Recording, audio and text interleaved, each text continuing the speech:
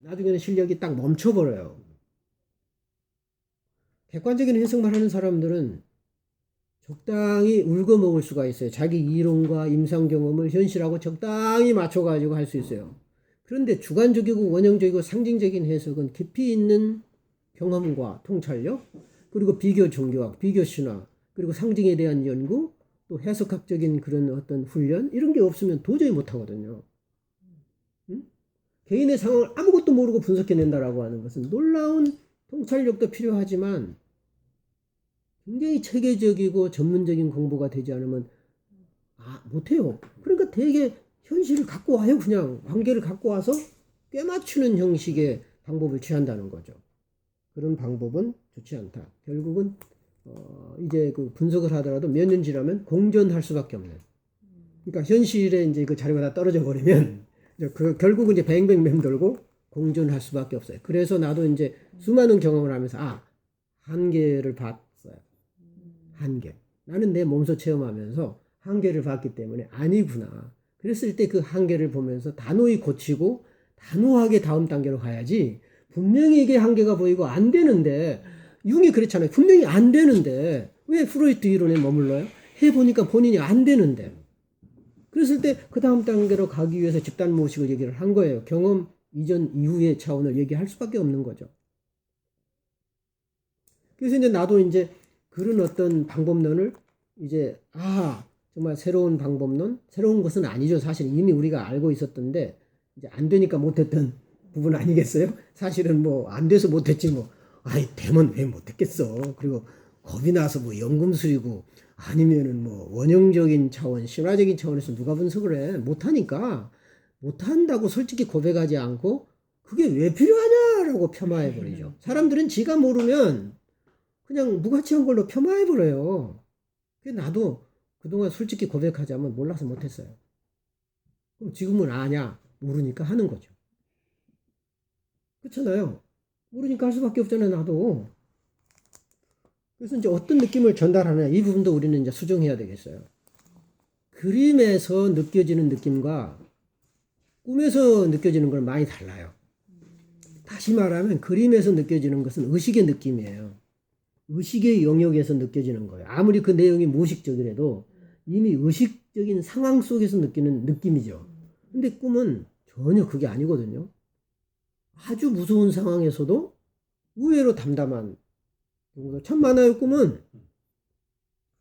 그리고 막 어떤 경우는 그 공포 같은 거 느껴도요, 무시무시한 그 막 공포를 느끼죠. 근데 또 살아남아 은근히 속으로는 막 그 폭풍에 휩쓸리고 막 파도에 쓸려 가는데도 죽지는 않겠지. 뭐 이런 게 있어요. 또 꿈에는 묘해요.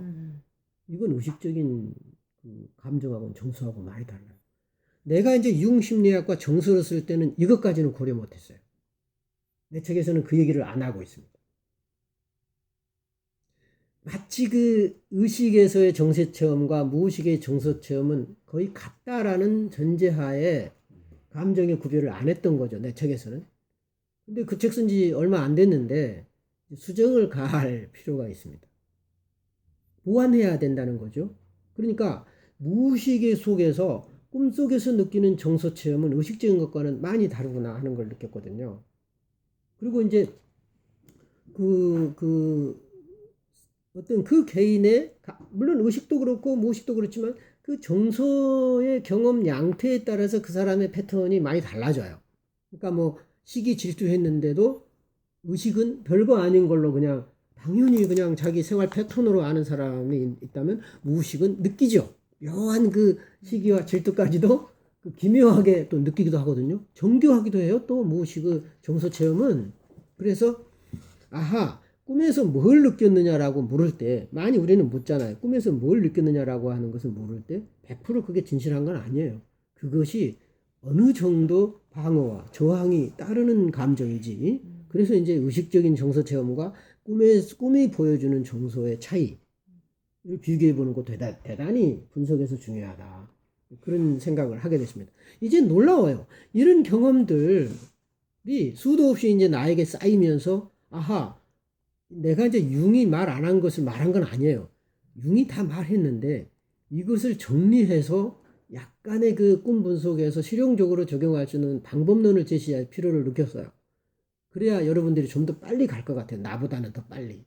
모르겠지만 그것은 좀 더 이제 그 가는 길을 더 알려주고 내가 경험한 것을 조금 더 체계화 시켜서 얘기해 준다면 이제 도움이 되겠다 그래서 이번 저 연구회 세미나에서는 이제 그래서 이제 사례 발표 한 건 하고 그다음에 이제 꿈 분석의 이제 이론과 실제라는 말을 썼어요. 그래서 어떻게 이제 실용적인 차원에서 이거를 하나의 그 가이드라인 이런 걸 조심해라. 뭐 꿈 분석에서의 금기 뭐 이런 거 그리고 이제 또 꿈 분석의 전제 뭐 이런 거 뭐 이런 것을 이제 두서 없이 하는 거예요. 그동안 이제 두서 없이 내 메모지에다가 이제 메모를 내가 쭉 썼어요. 그냥 뭐 이제 남버링도 안 쓰고 생각날 때마다 썼는데 두서가 없잖아요. 구조화가 돼 있지 않아서 이번에 약간 구조화를 시켰어요. 이제 꿈의 성격, 뭐 꿈의 구조, 뭐 꿈의 전제, 꿈에서의 금기사항 뭐 이렇게 해가지고 몇 가지를 이제 타이틀을 줘야 또 사람들은 이해를 잘하잖아요. 그래가지고 이제 내가 약간 구조화 시키니까 좀 보기가 훨씬 나은 거죠. 이제 시스템화 된 거죠. 근데 무슨 줄을 달거나 뭐 이론을 가져오거나 그런 건 아니고 그냥 내 생각으로만 정리했는데 놀라우게 좋은 놀라울 정도로 참 좋은 기가 막히게 정리가 잘 된 그런 거죠. 그래서 그 느낌 정서에도 우리는 차이를 둬야 되고요. 그러니까 그림과 꿈이 좀 다르다.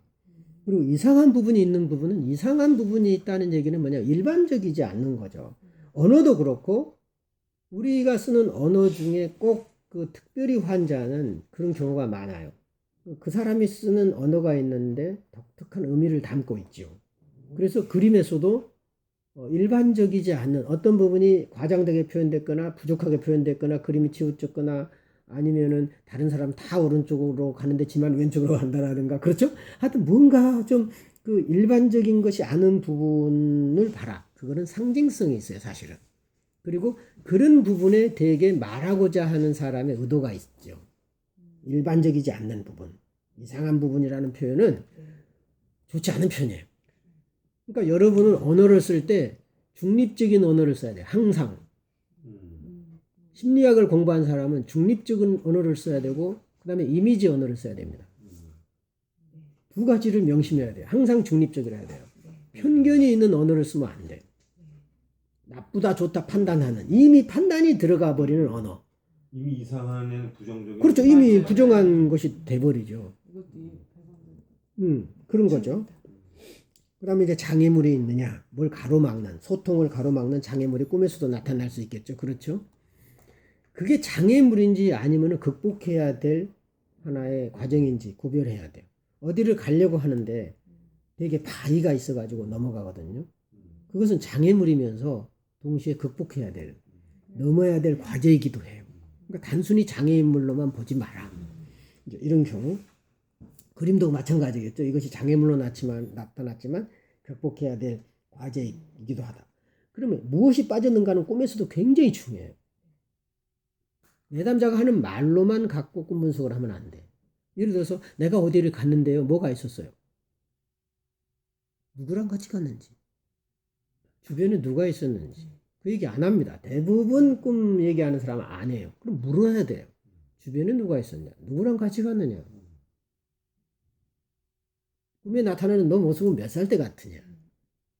당연히 지금 같다라고 생각하면 안 돼요.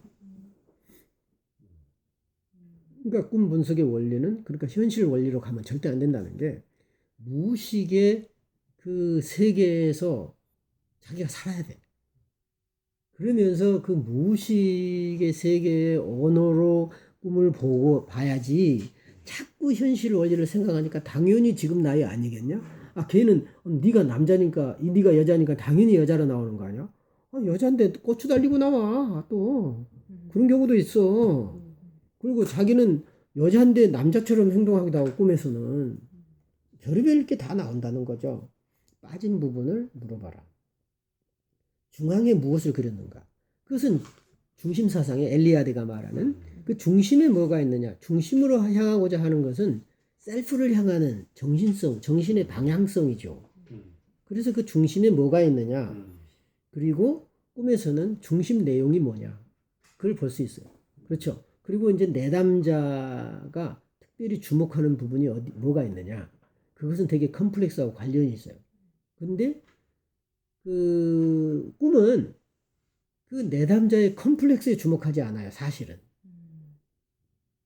컴플렉스를 보여주지만 꿈은 정신의 전체성을 염두에 두지 어떤 그 컴플렉스를 보는 것은 전체성으로 가는 과정에 불과한 거죠.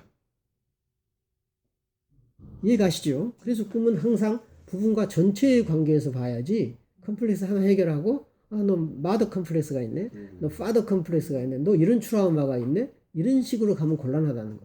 이런 트라우마가 소위 그 전체성을 어떻게 훼손하는가, 그리고 이런 트라우마가, 이런 경험이, 이런 관계가 어떻게 부분과의 부분 관계, 그리고 어떻게 현실의 대상 속에 어떤 현상을 일으키는가, 그것이 전체성으로 가는 것을 또 어떻게 방해하는가, 이런 부분들을 종합적으로 봐야 되겠죠.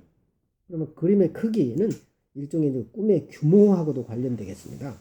어떤 부분적인 규모냐, 아니면 거대한 막 그 거대 담론을 하는 수가 있거든요. 막 화산이 터지고 막 지구의 종말과 같은 그런 거. 왜곡된 표현이 있느냐. 꿈 분석을 하면서 실제적으로 내담자는 꿈을 많이 왜곡해요. 실제적으로. 그리고 말을 안 하는 경우도 있고요. 바꾸기도 하고요. 또 깨서 또 딴 생각이 들면 또 꿈은 그게 아닌데 살짝 바꿔서 다른 말 하기도 합니다. 그럴 때 이제 우리 분석하는 사람은 종합적으로 판단을 해야 돼요. 내담자는 이걸 이렇게 얘기했는데 꿈의 다른 이미지는 이렇게 얘기하는데 상충되는 부분을 얘기해주고, 그렇다면 이제 원래 꿈은 뭐였나 이제 이렇게 물어도 보고요. 그러니까 고도의 그 집중력과 그 어떤 전체를 보는 시각이 있어야 되겠죠. 그다음에 그림 속에 치료자 자신을 대입해 보기. 이게 소위 역전이와 전이와 역전이, 또 내가 그걸 하면 뭐겠다라고 얘기를 하지 않습니까? 이런 부분은 도움도 되기도 하고 위험하기도 합니다. 자, 꿈 분석에서 많이 그래요. 네 꿈은 내 꿈이고, 그러니까 또 그것이 나라면 어떻게 할까라고 얘기해 보면 자기 반성을 하는데 도움이 많이 돼요. 그렇지만 그건 꿈의 의도는 아니에요. 꿈이 너까지 봐줄 시간이 없어. 둘이 아주 긴밀한 관계가 아니면, 정서적으로 심리적으로 아주 링크되어 있지 않다면, 부부관계 아니면 부부처럼, 꿈이 뭐 집단을 위해서 내주나요? 꿈은 꿈꾼 사람만을 위한 거예요, 사실은. 그런데 그것이 원형적이기 때문에 모두에게 도움이 되는 거지 모두를 위해서 주는 건 아니에요. 굉장히 꿈은 스페시픽하고 정교하고 특수해요.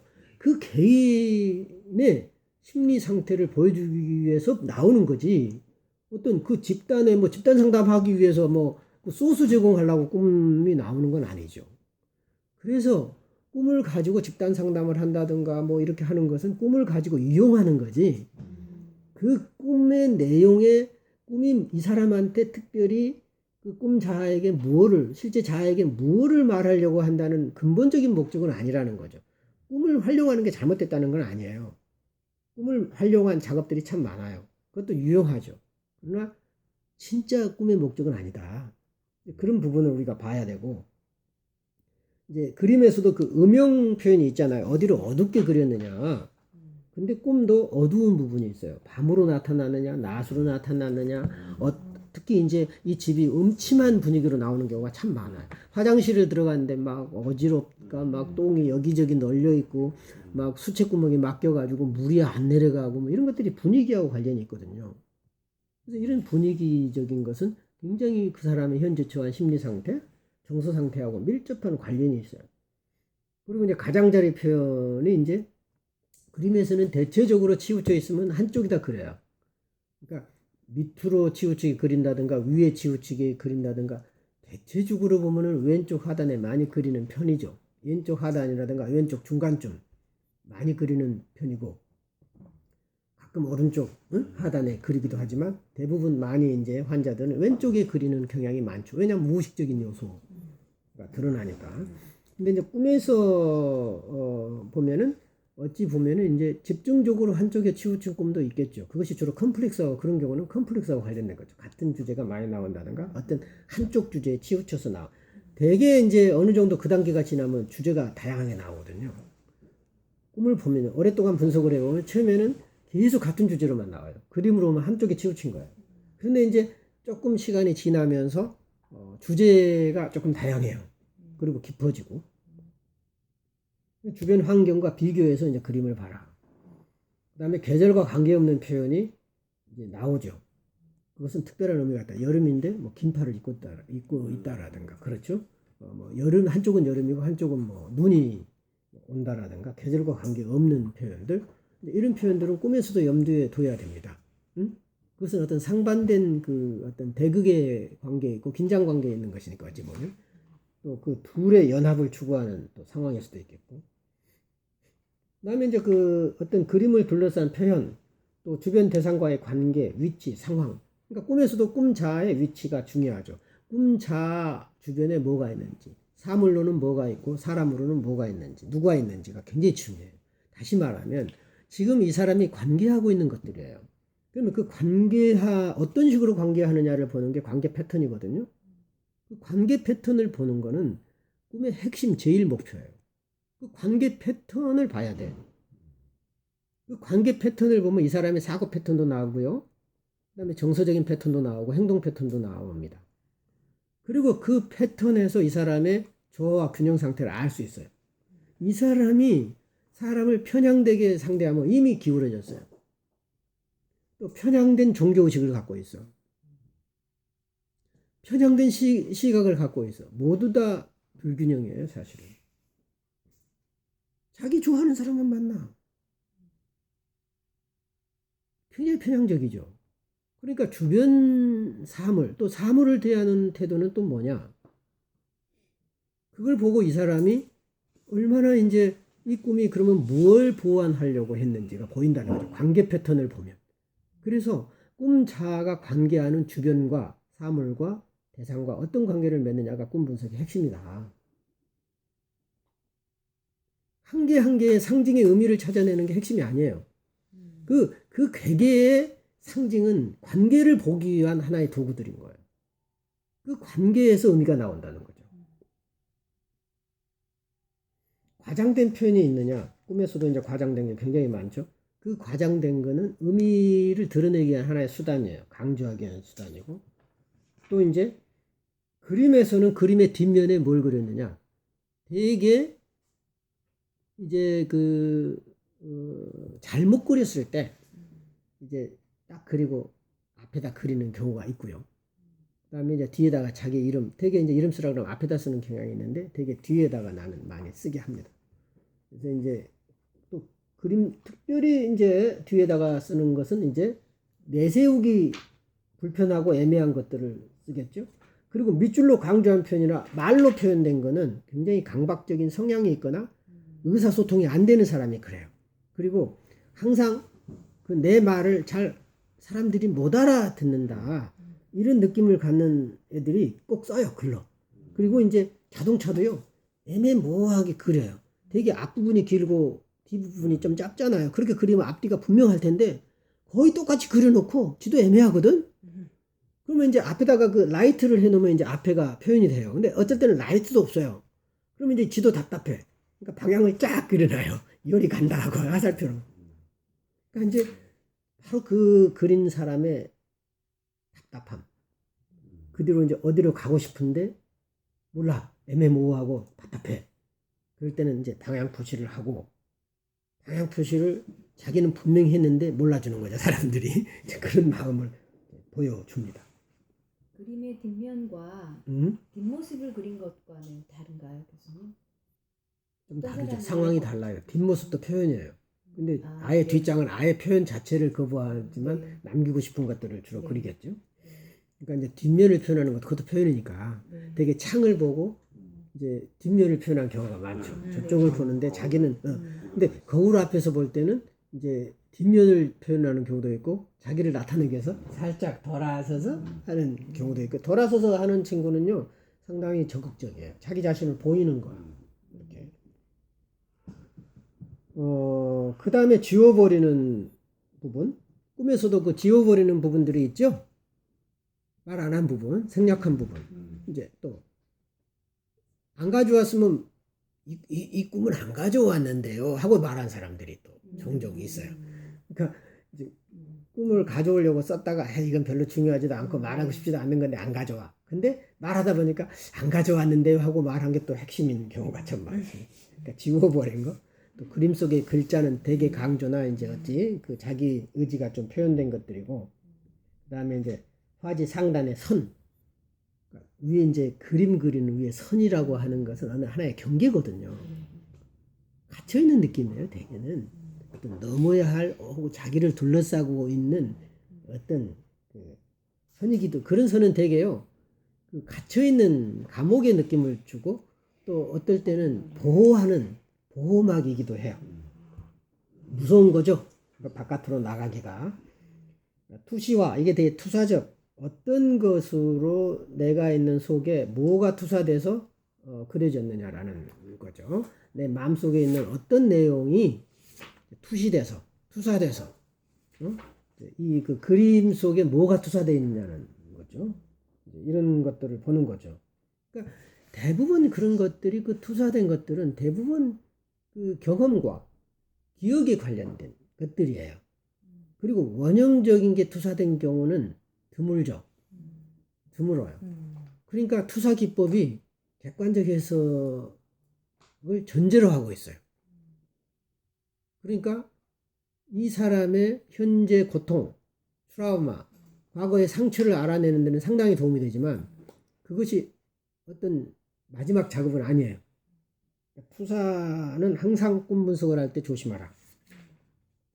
움직임의 표현, 방향성, 꿈에도 방향성이 있어. 그림에도 방향성이 있죠. 이 그림이 왼쪽으로 가는 건지 오른쪽으로 가는 건지, 양분되어 있는지. 그리고 이제 또 추상적인 표현. 꿈에 구체적이지 않고 추상적인 표현은 상징으로 암시하는 게 많아요.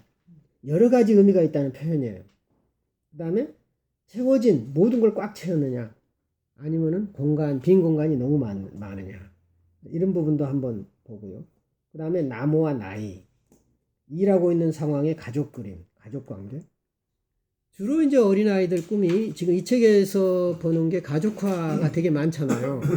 그리고 이제 집, 나무, 사람 그리기를 하나하나 그리지 않았지만 동적 집, 나무, 사람 그리기.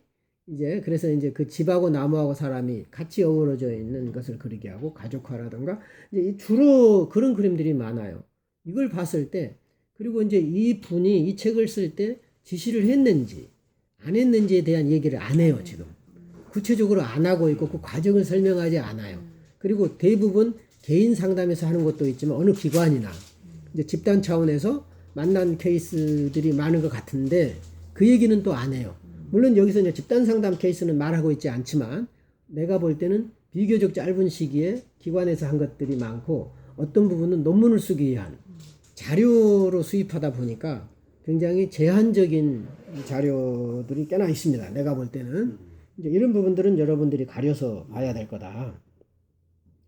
그리고 그 그림에서 과거의 경험을 찾아내는, 투사된 거죠. 5살 때 그림이 됐다. 꿈도 마찬가지예요. 내가 어떤 시골집에 갔다, 그런데 그때가 이제 5살 때 모습으로 나타나기도 하고 초등학교 모습으로 나타나기도 해요. 그렇다고 그래서 그때 기억을 회상하는데 멈춰서는 안 돼요. 현재의 감정과 그때 감정이 연결되어 있고 그것은 원형적인 것과 연결되어 있어요. 3차원적으로 봐야 돼요. 현재와 과거와 원형적인 이 세 차원을 다 같이 보라. 그리고 이제 심리적으로 전문 용어를 사용하는 것은 대단히 별로 도움이 안 된다. 그리고 부정적인 것은 부정적이고 긍정적인 건 긍정적이야. 그 얘기는 뭐냐면 진실에 직면하라, 그런 뜻이에요.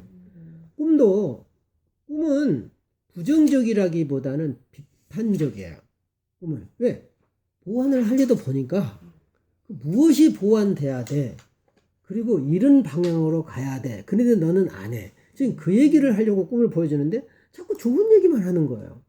지난번에 우리 꿈 분석 사례에서도 그렇잖아요. 나는 굉장히 비판적으로 꿈을 봤잖아요. 근데 자꾸 격려하는 식으로 봐버리면, 응? 그러니까 어찌 보면은 꿈이 좋게 나오고 분위기가 좋게 나왔다고 그래서, 그럼 좋은데 왜 보여줘, 꿈이? 지금 잘 가고 있는데 왜 보여줘? 꿈은 위험을 알리거나 위기 시에. 그건 위기 시에 위험을 알려요. 신체적으로나 아니면 사회적으로나 분명히 알려줘요. 그런 예시적인 기능이 있어요. 위기 시에는. 근데 보통 평상시에는 풀어가야 할 숙제나 과제를 안겨주고 그 다음에 뭔가 보완해야 될 차원 그리고 네가 가야 할 방향 제시를 하다 보니까 대부분의 꿈은 비판적이에요. 부정적이야 뜻이 아니에요. 비판적인 거예요. 긍정 부정이 아니죠. 근데 여기서 이제 안 좋게 보이는 것은 안 좋게 보이는 걸로 진실하게 말하라는 거예요. 자꾸 내담다 눈치 보고. 근데 표현을 어떻게 하느냐는 차이는 있겠죠. 그렇죠. 이거는 진실에 직면하라 그런 뜻입니다. 그 다음에 오른손잡이 꿈이냐 아니 오른손잡이 꿈이냐 왼손잡이 꿈이냐 꿈도 마찬가지예요. 어디로 올라갔는데 왼쪽으로 하는데 이 사람은 왼손잡이다. 그러면 그게 오른쪽이에요. 그림도 마찬가지예요. 배가 왼쪽으로 한다고 해서 다 무식이 아니에요. 그런 사람들은 왼쪽에 그려놓고 태양도 왼쪽에 있어요. 그거는 무의식적으로의 태양이 아니에요. 그거는 일반 사람이 오른쪽에 태양 그려놓고 오른쪽으로 배가 그려놓고 똑같아요. 그래서 지난번에 말했던 그 방향성만 가지고 무조건 판단하지 마라. 이런 건 굉장히 염두에 둬야 돼요. 꿈꾼 사람이 오른손잡이입니까 왼손잡이입니까 물어봐요. 그런 경우는 대체로 없어요. 꿈은 그렇게 왼손 오른쪽에 대해서 그렇게 정확하게 구별은 안 해요. 그런데 어쩔 때는 구별할 때가 있어요. 어쩔 때는 가끔. 그러니까 그러나 이제 의식에서나 이렇게 그림에서는 많이 구별되는 경향이 있죠. 그래서 이제 전반적으로 이 책은 비교적 그 객관적인 경험 그리고 과거의 경험과 부모와의 관계, 가족과의 관계, 환경에서 오는 주로 이제 꿈으로 보면 객관적인 차원에서 얘기를 했지만 적어도 아동들한테는 이게 유효하다. 그리고 상당 부분 단기간에 유효한 방법이다. 그러나 융의 어떤 근원적인 무의식에 대한 어떤 심층적인 분석은 부족하다. 이제 이 정도로 여러분들이 이해를 하고 이 책을 보면 대단히 유용하겠다.